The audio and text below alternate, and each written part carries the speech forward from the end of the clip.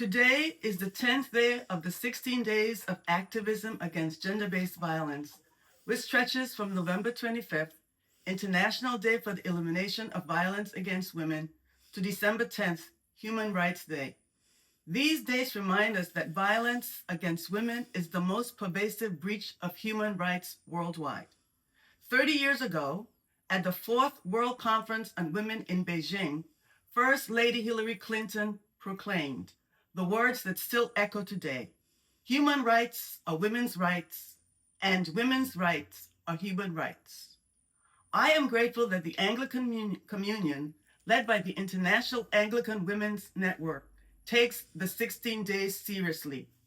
Our communion has embraced Break the Silence Sunday, lifting up the toolkit produced by the Diocese of New York Task Force on Domestic Violence and Sexual Assault.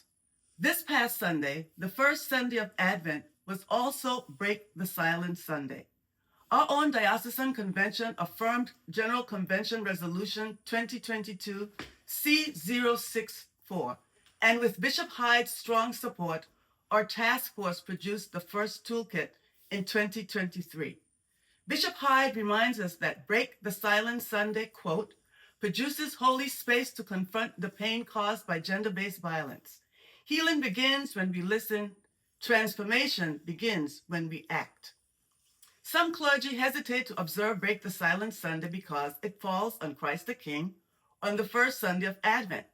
But what better moment to proclaim healing, liberation, and love for survivors that are the threshold of the Church's new year? The presiding bishop notes in his letter in the toolkit that breaking silence is part of Advent's own call. Just as John the Baptist broke silence to prepare the way of the Lord, breaking silence prepares the way for God's transforming work. November 25th is also White Ribbon Sunday, and I recall vividly in 2023 a group of Church of England bishops wearing white ribbons to support the global movement of men and boys committed to ending domestic and every other form of gender-based violence. Yes, men, especially our clergy, must be partners in this work.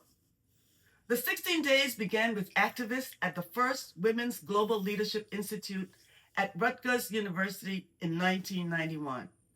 In solidarity, the United Nations has launched the Unite to End Violence Against Women campaign, calling governments, civil society, young people, the private sector, and faith communities to join forces.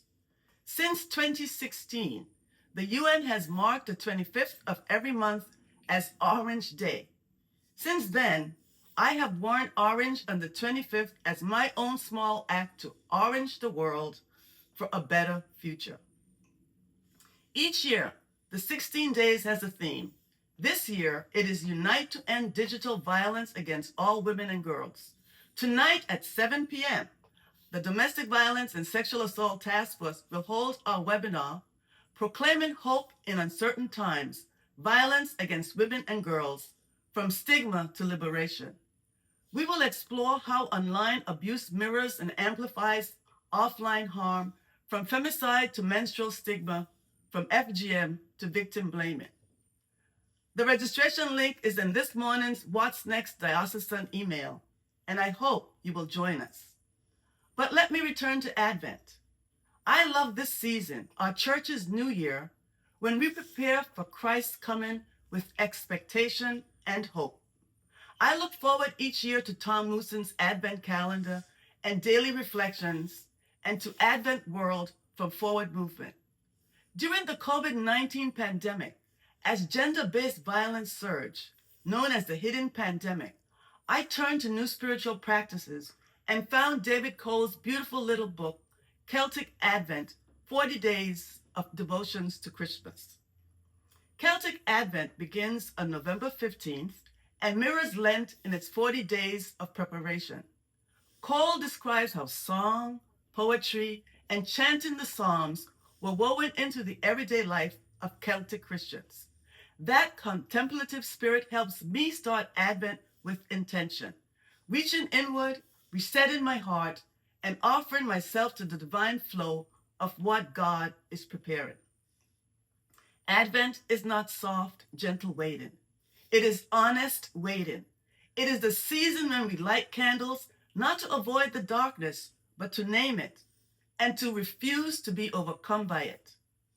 And when we read today's scriptures through the lens of gender-based violence, they speak powerfully. Amos calls us to confront the patterns and structures that perpetuate harm and the communal failure to return to God's justice.